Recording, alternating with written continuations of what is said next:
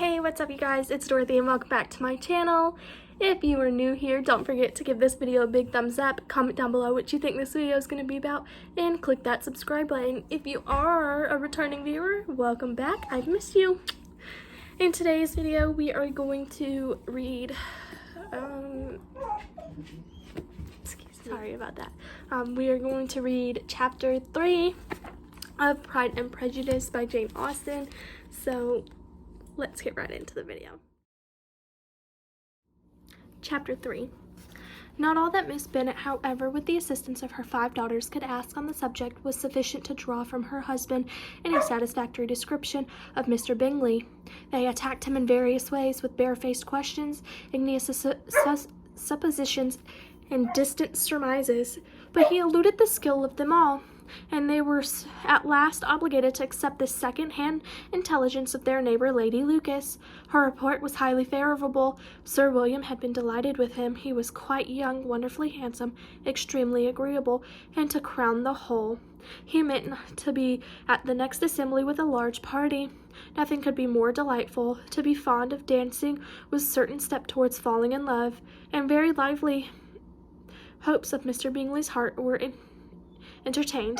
If I can but see one of my daughters happily settled at Netherfield, said Miss Bennet to her husband, and all the others equally well married, I shall have nothing to wish for.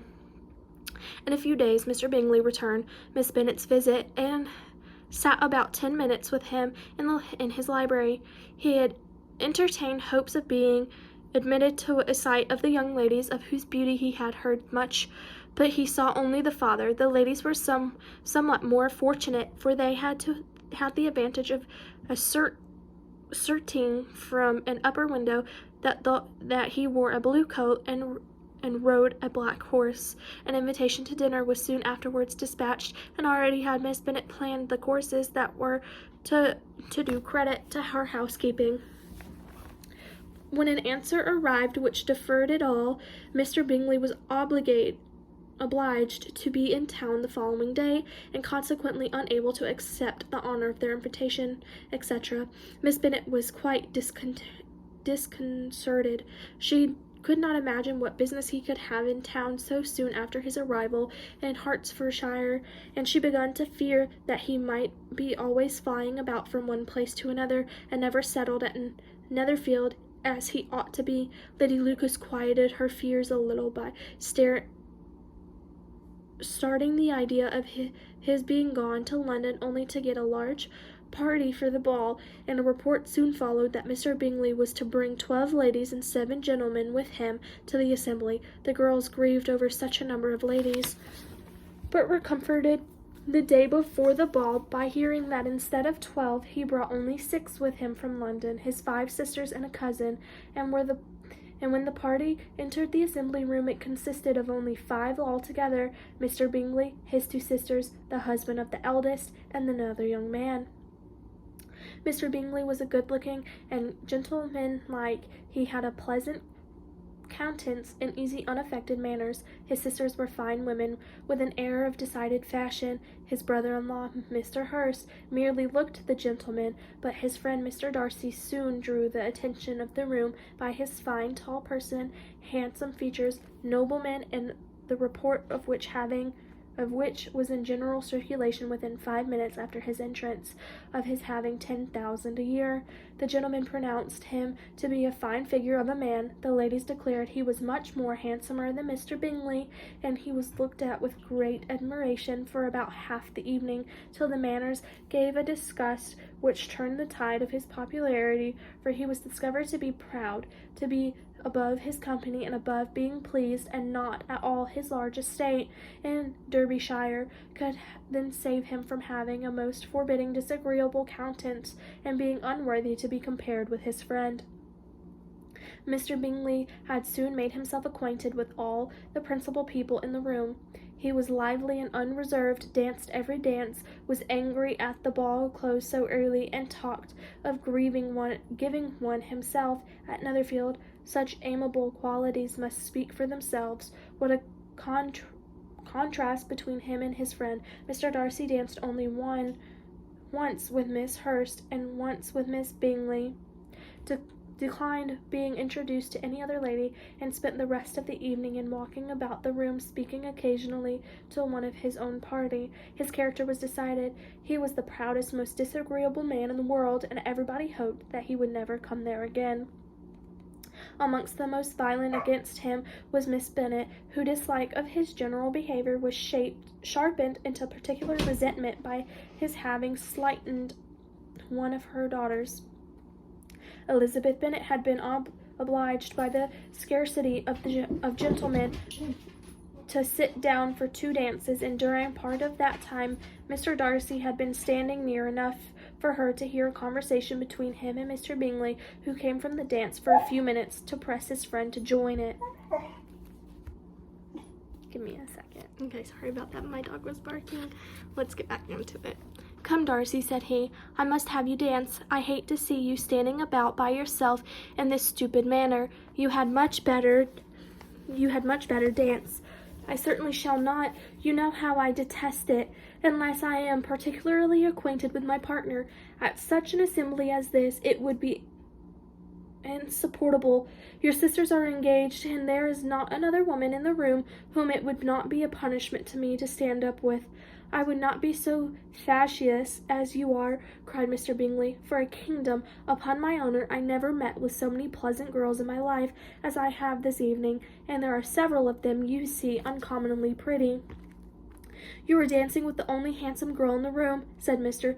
Darcy, looking at the eldest Miss Bennet. "Oh, she is the most beautiful creature I have ever beheld, but there is one of her sisters sitting down just behind you who is very pretty, and I dare say very agreeable.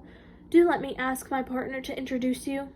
Which do you mean?" And turning round, he looked for a moment at Elizabeth, till catching her eye, he withdrew his own, and coldly said, "She is tolerable, but not handsome enough to tempt me. I am in no humour at present to give consequence to young ladies who are slighted by other men. You had better return to your partner and enjoy her smiles, for you are wasting your time with me."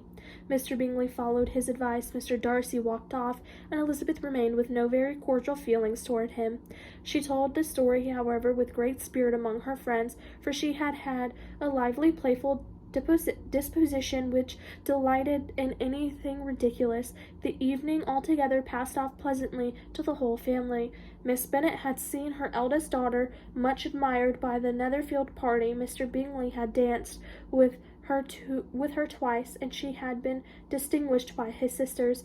Jane was very much gratified by this, as her mother could be, though in a quieter way. Elizabeth felt Jane's pleasure. Mary had heard herself mentioned to Miss Bingley as the most accomplished girl in the neighbourhood, and Catherine and Lydia had been fortunate enough never to be without partners, which was all they had yet learnt to care for at a ball. They returned, therefore, in good spirits to Longbourn, the village where they lived, in which they were the principal inhabitants. They found Mr. Bennet still up. With a book he was regardless of time, and on the present occasion he had a good deal of curiosity as to the events of the evening, which had raised such splendid expectations. He had rather hoped that his wife's views on the stranger would be disappointed, but he soon found out that he had a different story to hear. "Oh, my dear Mr. Bennet," as she entered the room, "we have had the most delightful evening, a most excellent ball. I wish you had been there.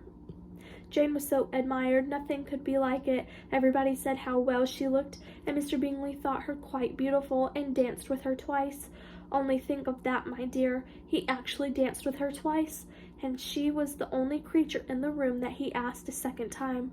First of all, he asked Miss Lucas. I was so vexed to see him stand up with her, but however he did not admire her at all. Indeed, nobody can, you know, and he seemed quite struck with Jane as she was going down the dance. So he inquired who she was, and got introduced, and asked her for the next two.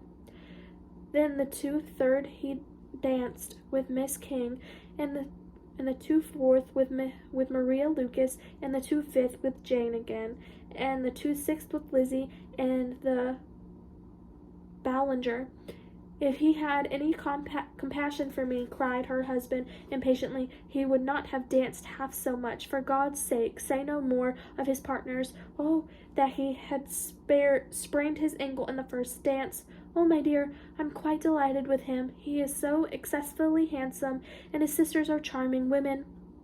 I never in my life saw anything more elegant than their dresses. I dare say the lace upon Miss Hurst's gown.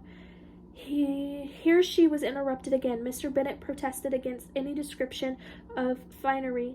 She was therefore obliged to seek another branch of the subject, and related with much bitterness of spirit and some exaggeration the shocking rudeness of Mr. Darcy. But I can assure you, she added, that Lizzie does not lose much by not suiting his fancy, for he is most disagreeable, horrid man, not all worth pleasing, so high and so conceited that there was no enduring him. He walked here and he walked there, fancying himself so very great, not handsome enough to dance with. I wish you had been there, my dear, to have given him one of your set-downs. I quite detest the man. That's where we're going to leave off, because that is the end of chapter 3, and the next video that I do of this will get into chapter 4, and so on and so on. So, thank you for watching the video. Bye.